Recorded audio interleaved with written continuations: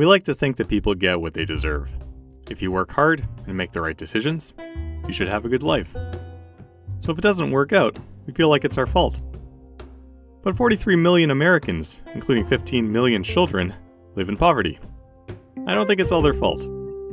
The job market is like a game of musical chairs, and since we depend on employment to stay out of poverty, it's like playing musical chairs over hot coals.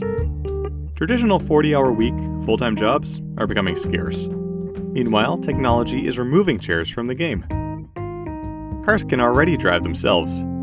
But it's not just taxi and truck drivers who should be worried. It's fast food workers, retail associates, farmers, lawyers, writers, accountants, doctors, even animators like me.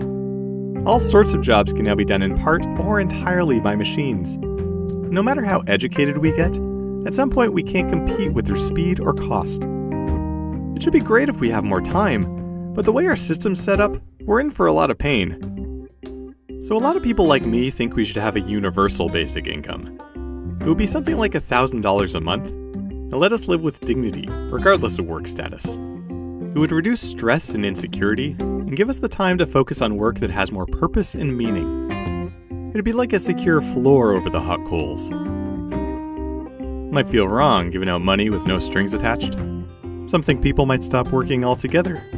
They could spend it all on drugs or alcohol, or just play video games all day. But let's look at the evidence.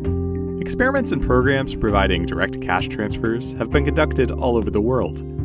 They show that as people's economic security improves, they continue to work. More start their own businesses. Crime rates drop, health outcomes improve, more people finish school, and people are able to stay housed.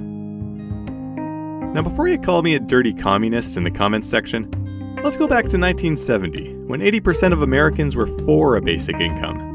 Advocates included Martin Luther King Jr., Milton Friedman, John Kenneth Galbraith, church groups, labor unions, 1,200 economists, and President Nixon himself. These economists sent him a letter saying the country will not have met its responsibility until everyone in the nation is assured an income no less than the officially recognized definition of poverty.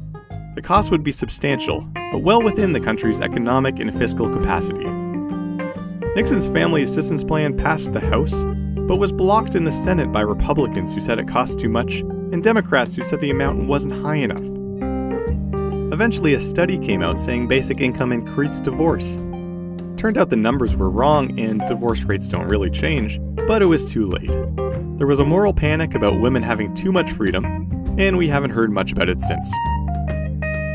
But there is an example of basic income already happening in America. The Alaska Permanent Fund was created in 1976 from revenue generated from state land. The fund recognizes each Alaskan as a co-owner of these natural resources, and it pays all residents a dividend between $1,000 and $2,000 a year.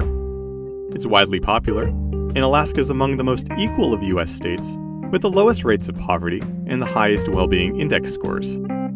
Economists from across the political spectrum agree that basic income is affordable. One way to do it is to have a negative income tax, where income is supplemented to a certain level, and benefits gradually taper off as you earn more. This is the model that almost happened in the 70s, and is being tested in Ontario right now. Another way to do it would be to have a universal basic income, where everyone gets something like $1,000 a month. This is the model I prefer, because it avoids the means testing of what the income cutoff should be, and it can cost the same as a negative income tax. Either way, bringing everyone in America above the poverty line amounts to a $900 billion transfer from the richest 20% to the rest of us.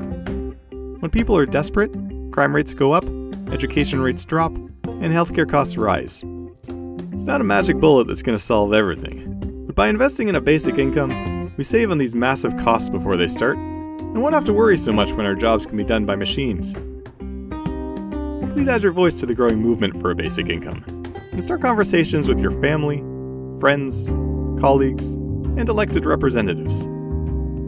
It's time for a universal basic income.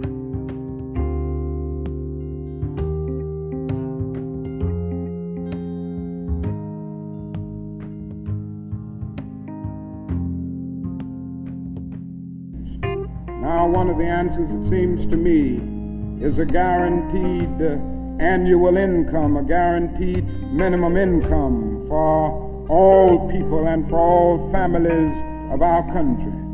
seems to me